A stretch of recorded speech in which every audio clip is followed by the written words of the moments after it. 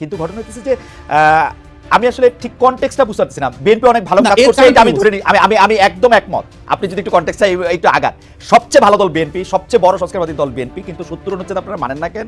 সংস্কারের ক্ষেত্রে আপনাদের এখনকার সংস্কার আপত্তি কোথায়? দুইবার এটা মানেন না কেন? সেগুলো যদি একটু বলতেন।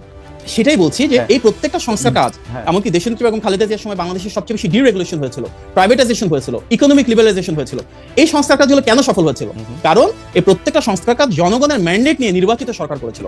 তো বাংলাদেশের ইতিহাসে বড় বড় সংস্কারগুলো বিএনপি করতে পেরেছিল কারণ জনগণের সম্পৃক্ততা ছিল, জনগণের সমর্থন ছিল। আমরা যখনই সংস্কার এবং নির্বাচনকে মুখোমুখি দাঁড় করাবো, এটা কিন্তু উদ্দেশ্যে প্রণোদিত।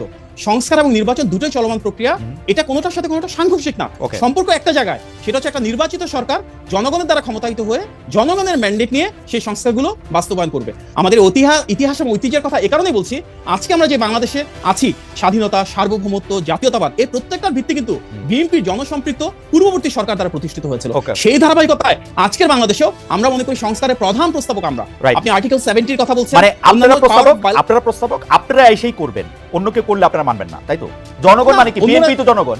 এখন যদি এনসিপি মানে, জামাত ইসলামী মানে, বিএনপি তো জনগণ, আর আওয়ামী লীগ বাদ রইল। আওয়ামী লীগের তার আমরা নিচ্ছি না খেলায়। আমরা যারাই জনগণের ভোটে নির্বাচিত হয়ে আসবেন, আমরা শতভাগ সমর্থন তাদেরকে দিব। তবে অবশ্যই জনগণের ভোটে নির্বাচিত হয়েছে, মানে তার আগে জনগণের ভোটের আগে আপনারা এটা মানবেন না, তাই তো?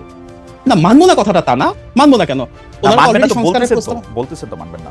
আপনারা তো ওই যে সংস্কারের ক্ষেত্রে খুব ইন্টারেস্টিং, আমি দেখতেছিলাম।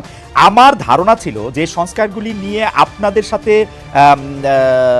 এনসিপির, ধরেন এনসিপির সাথে আপনাদের বা জামাতের সাথে আপনাদের যেগুলি আপনাদের মতবিচ্যুত হচ্ছে, আপনাদের 31 দফা পরে আমার ধারণা ছিল যে এইগুলির ব্যাপারে আপনারা আরো বেশি করে রাজি হবেন। জীবনে দুইবারের বেশি প্রধানমন্ত্রী না হওয়া, রাষ্ট্রপতি প্রধানমন্ত্রী সংসদের ব্যাপার 4 বছর নির্ধারণের সুপারিশ করা, উচ্চকক্ষের 100 সদস্য নির্বাচিত হবেন মানে দলগুলির সারা দেশে প্রাপ্ত ভোটের অনুপাতে, এইটার মানে নারী প্রার্থী নির্বাচনের ক্ষেত্রে এটার মধ্যে আমার আপত্তি আছে। নারী প্রার্থীর ক্ষেত্রে শুধু নারী প্রার্থী দিতে হবে, এই মানে ডাইরেক্ট ভোটের ক্ষেত্রে, এটা আমি আপত্তি করতেই পারি। কিন্তু এই যে ফান্ডামেন্টাল কয়েকটা জিনিস 70 অনুচ্ছেদ, এগুলির ব্যাপারে আপনারা মানে আপত্তি জানাবেন, এটা আমরা মানে আমি একটু কইরা এটা বুঝি নাই।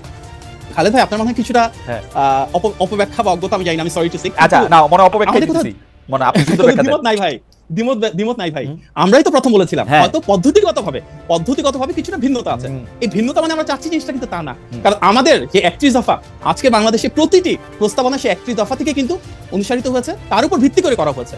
হতে পারে এখানে মেথডিক্যাল কিছু মাইনর ডিফারেন্স রয়েছে, কারণ আমরা সেভাবে প্রস্তাবনাগুলো দিয়েছি যেটা টেকসই হয়, যেটা সত্যিকার অর্থে বাস্তবতা সমৃদ্ধ হয়। এমন কোনো কিছু কিন্তু রাষ্ট্র পরিচালনা হওয়া উচিত না যেটা পৃথিবীর কোথাও হয় নাই, যেটা চেক এন্ড ব্যালেন্স বেসিসে ট্রায়াল হবে।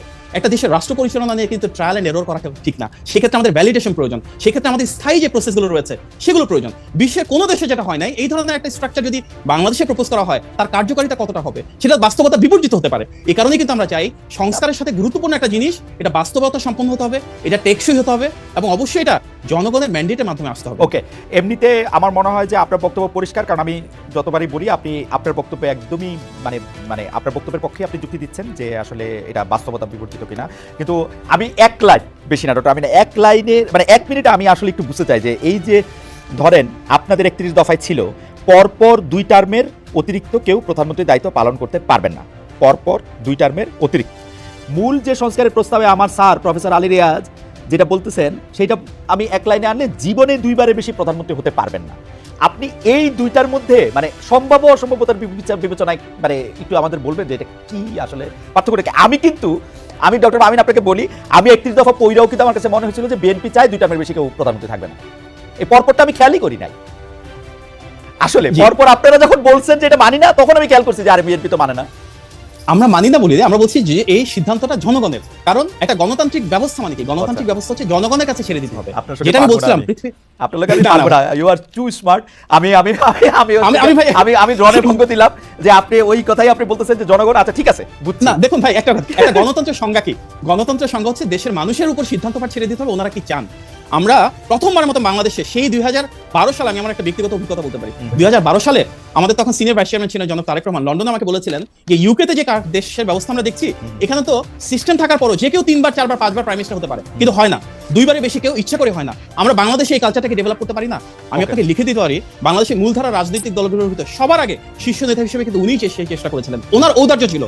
তার প্রেক্ষিতে কিন্তু পরবর্তীতে আমরা ধাপে ধাপে বাংলাদেশের আমাদের 27 দফা 31 দফা এগুলো নিয়ে এসেছি এবং সব রাজনৈতিক দল এখন এখন সবাই সেগুলো নিয়ে কথা বলছে। এখন সবাই যখন তার চাইলো কারণটা এবং কি? আওয়ামী লীগ যখন সিনের বাইরে, তখন তিনি আবার প্রধান নেতা পরপরটা প্রেফার করতে থাকেন। না না, এখানে কিন্তু ভাই ভুল করছেন। পরপরটা তখনও ছিল, পরপরটা এখনো আছে। আমরা আবার অবস্থান থেকে সরে আসি নাই। ডিফারেন্সটা হচ্ছে এখানে আমরাও নীতিগতভাবে চাই কেউ দুইবারের বেশি হোক, সেটা না, দুইবারই হোক।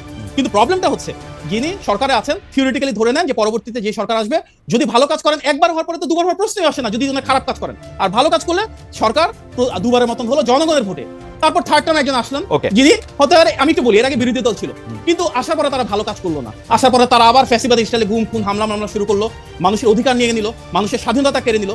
তাহলে কি আপনি চান সে আবার নতুন করে প্রধানমন্ত্রী হবে? তা তো না না। না, জনগণের সিদ্ধান্ত। আমি চাই না তো, কারণ বিএনপিতে তো একটা লোকই নাই, আরেকটা বিএনপি লোকই প্রধানমন্ত্রী হবে আয়শা।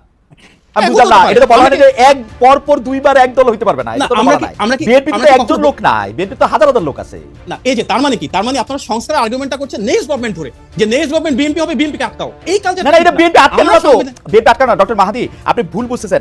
বিএনপি